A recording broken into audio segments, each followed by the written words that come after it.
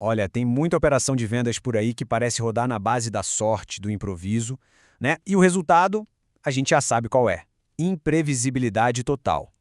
Bom, a ideia aqui hoje é justamente desmontar esse caos. A gente vai construir um sistema que traz clareza, previsibilidade e, claro, o que todo mundo quer: crescimento. Bora lá. E essa pergunta aqui é o ponto central. Porque é isso, né? Quando falta estrutura, os resultados viram uma montanha russa. Num mês tudo vai bem, no outro é um desastre, e ninguém sabe explicar o porquê. A gente acaba vivendo para apagar incêndio, em vez de construir um negócio que cresce de verdade, de forma sustentável.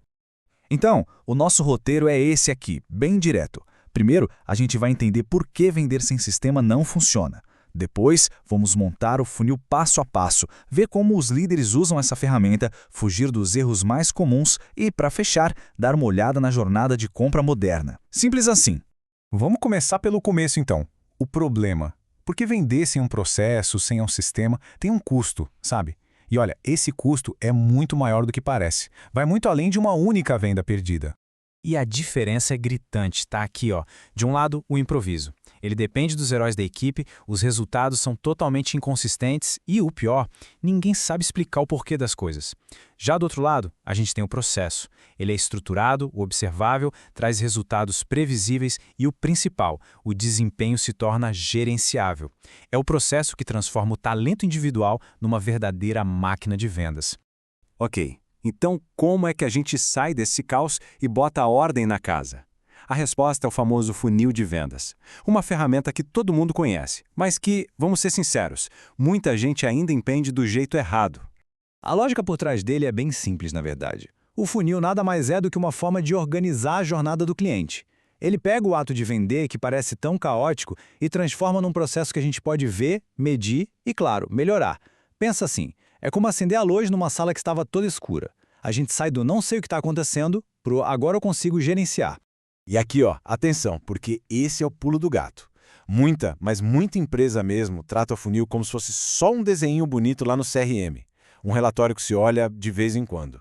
Mas não é isso. O poder de verdade do funil é seu painel de controle do avião, sabe? É a ferramenta que o piloto usa para tomar decisões e governar o processo de vendas. Beleza, mas na prática, como é que se constrói um funil que funciona de verdade? Vamos ver agora o esqueleto dele. Uma estrutura básica com 6 etapas que serve para a maioria dos negócios.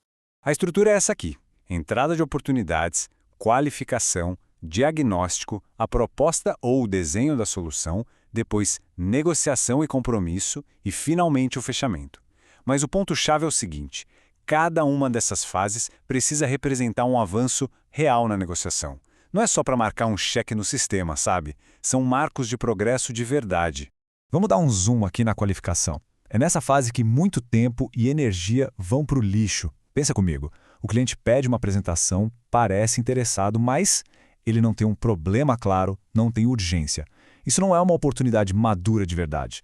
Insistir nisso é queimar cartucho à toa. E a mesma lógica vale para a fase de proposta, viu? A força de uma proposta não está no quão bonita ela é, está na profundidade do diagnóstico que veio antes. Mandar uma proposta sem um bom diagnóstico é a mesma coisa que um médico receitar um remédio sem saber a doença. A chance de não funcionar é enorme. Pronto, o funil está construído. E agora?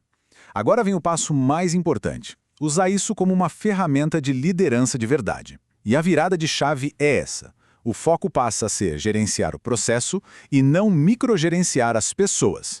Olha, a gestão do funil, no fim das contas, se resume a ficar de olho em 3 coisas: volume, conversão e velocidade. Um bom líder não precisa ficar no detalhe de cada venda. Ele precisa, isso sim, ter a resposta para essas 3 perguntas-chave. Com isso, ele sabe exatamente qual é a saúde da operação inteira. E um gráfico simples como este aqui já mostra tudo. Imagina só, entram 100 oportunidades, só 40 sobrevivem à qualificação e no final só 3 viram clientes. O funil não mente, gente. Ele mostra com uma clareza absurda exatamente onde o processo está quebrando. E é aqui que acontece o salto de qualidade na gestão. O gerente reativo só sabe dizer: precisamos vender mais. Já o líder que usa o funil faz a pergunta certa: por que a nossa maior perda de oportunidades acontece justo antes do diagnóstico? Percebe? A conversa muda completamente. Sai da cobrança e vai para o diagnóstico. Tá, mas se o funil é tão bom, por que tantos não funcionam na prática? Vamos falar agora dos erros mais comuns. E um spoiler. Muitas vezes, eles são mais sobre pessoas e cultura do que sobre a ferramenta em si. Dessa lista toda, tem 2 que são fatais. O primeiro é ter etapas sem critério objetivo claro. Sabe quando a oportunidade avança porque o vendedor sentiu que era hora e não porque o cliente fez algo concreto? Pois é. O segundo erro grave é a falta de governança. Sem disciplina, sem alguém olhando e cobrando, o funil vira só um desenho. E o CRM? Bom, o CRM vira um cemitério de dados que não servem para nada. E para a gente ir fechando, vamos dar uma atualizada nesse conceito de funil. Porque aquela ideia antiga de um caminho reto, perfeitinho, ela simplesmente não reflete mais a realidade de hoje. Olha só o que pesquisas como as do Gartner, que é uma super referência, mostram. A jornada de compra B2B hoje é um emaranhado. É complexa, cheia de idas e vindas. O cliente volta, revisita etapas, reavalia o problema. Tratar isso como uma linha reta é, no mínimo, ingenuidade. É ignorar como as coisas funcionam de verdade. E o que isso significa na prática, então? Significa que o funil não pode ser uma camisa de força. Ele tem que ser um mapa. O objetivo não é obrigar o cliente a seguir uma linha reta artificial. É usar o mapa para a gente entender o terreno complexo por onde ele está navegando. E essa é a grande virada de chave. Um funil bem construído e bem gerenciado deixa de ser só um relatório para virar o sistema nervoso da área comercial.